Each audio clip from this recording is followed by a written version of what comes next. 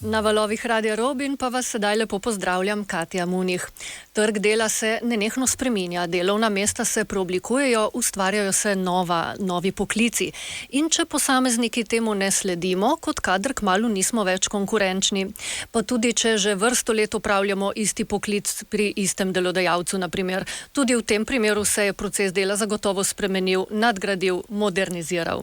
Poleg izobrazbe, ki smo jo osvojili, je torej nujno, da pridobivamo nova znanja, lahko bi jim tudi rekli kompetence prihodnosti. Kaj to pomeni? Kje jih lahko pridobivamo?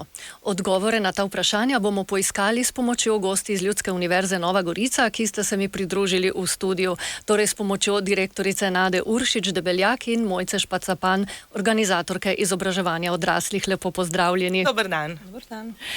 Najprej nasplošno nekaj o tem, kaj to kompetence prihodnosti sploh so.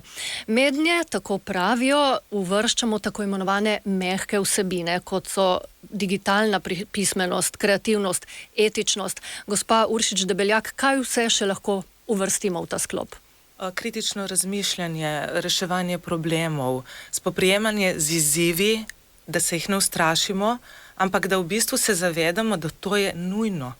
Ker tisti, bom rekla, zaposleni in delodajalci, vsi stremimo k temu, da ko se ti nekaj pojavi en izziv, da iščeš rešitev, ne pa da razpravljaš o tej težavi, kako se ne da rešiti.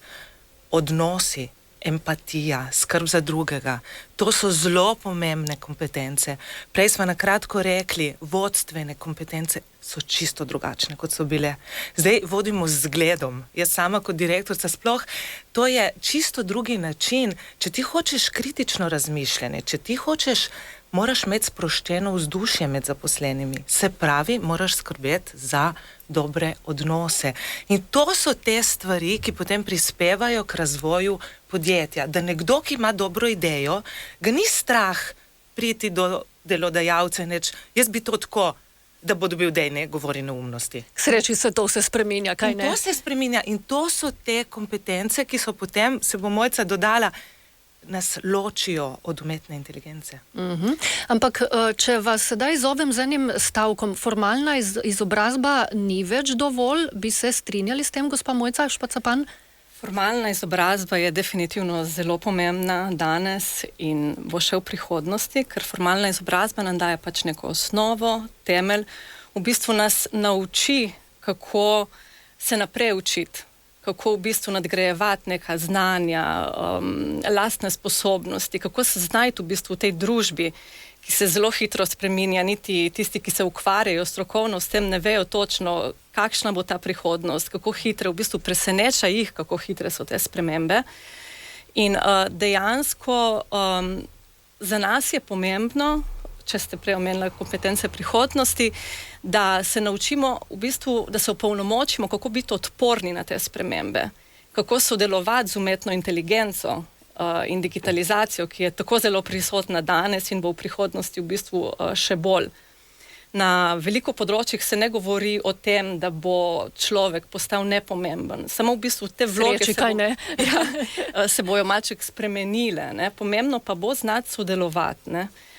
Z umetno inteligenco in dejansko že danes vidimo, da na nekatera področja dela in tudi v bistvu v formalna izobraževanja vstopa umetna inteligenca, to so pač bolj kakšna lažja administrativna dela, obdelovanje podatkov in tako naprej, ampak človek pač je edinstven in ima lastnosti, za katere se ne predvideva, da jih bo umetna inteligenca presegla. Prejle smo že nakazali, da je formalna izobrazba enako pomembna kot te nove kompetence prihodnosti, pa sem dala en izziv. So pomembne, niso, kako je s tem?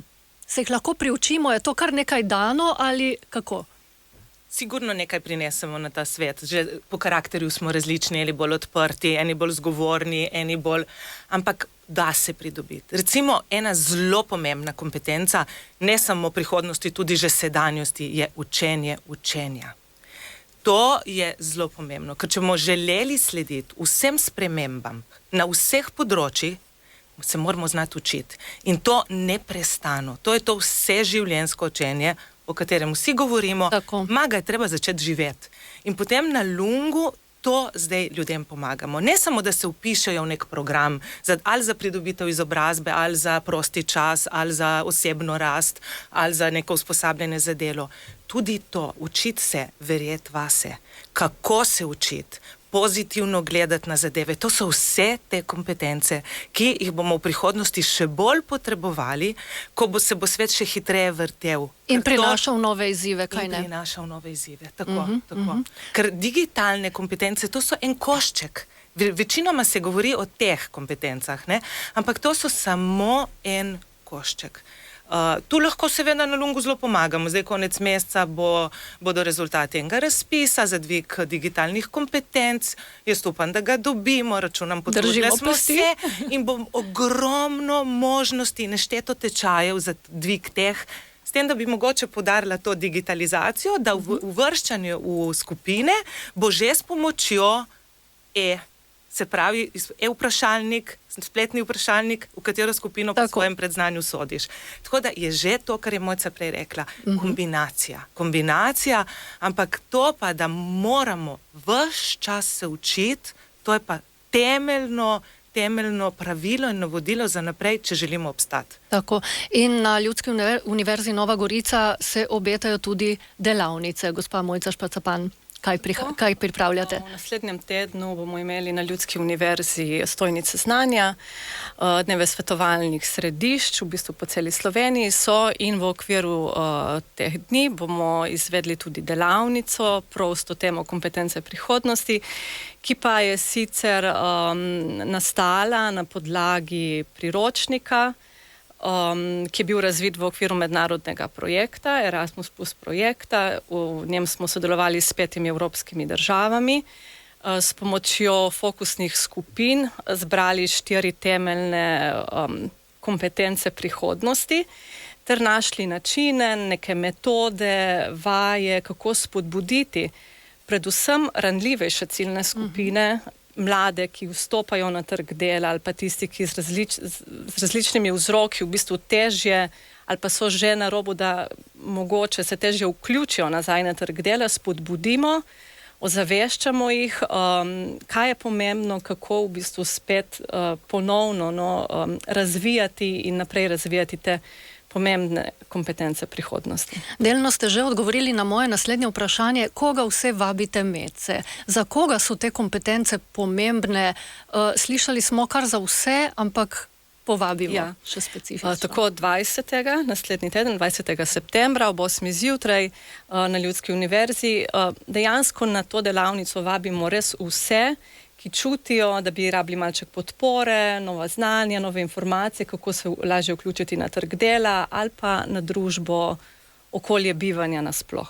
Zbirate prijave, kako do vas? Tako, zaželjeno je, da se prijavite, lahko na splošni info@lung.si, lahko nas pokličete na Ljudsko univerzo, tudi pa če kar pride, ki se zadnji trenutek odloči, je dobrodošel, tako da ni problema.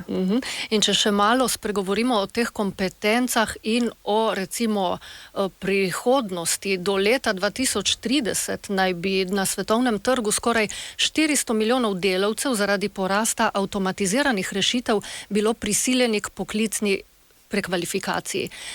Po enih podatkih tudi avtomatizacija je spodrinila 20 milijonov proizvodnih delovnih mest. Bi se iz vaših izkušenj strinjali s tem, kaj prinaša ta prihodnost? Ja, spet smo pri učenju. Ne? Recimo napovedan je razpis, čakamo ga zdaj že skoraj 1 leto, dvig temeljnih in poklicnih kompetenc. In znotraj tega, se pravi, mi se bomo spet prijavili, prej smo že sodelovali v 2 projektnih fazah tega projekta in zdaj tu bomo lahko nudili vse to, o čemer danes govorimo, od komunikacije do digitalnih kompetenc, do tujih jezikov, do sodelovanja.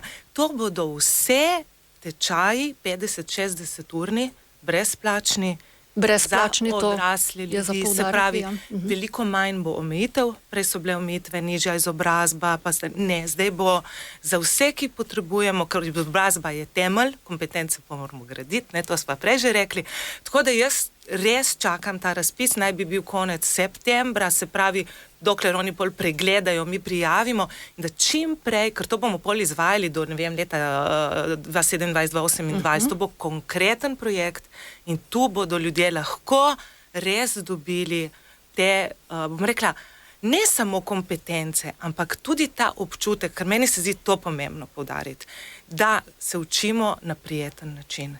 Ker ljudi je strah včasih predstopiti vrata neke izobraževalne ustanove in to jaz vedno poudarjam, na Lungu je drugače. Ko vstopiš, začutiš pozitivno energijo, dobiš, bom rekla, nasmeh, nasvet, svetovalke in potem si že v tem procesu rasti. In potem vse tudi dosežeš, če pa imaš vmes kakšne ovire, imaš pa toliko podpore, da to z lahkoto presežeš. In ta podpora, kot smo prej dejali, je ključna. Tako. Najlepša hvala obema za obisk v našem studiu in držimo pesti, da se vse izteče tako, kot je načrtovano. Hvala še enkrat. Hvala.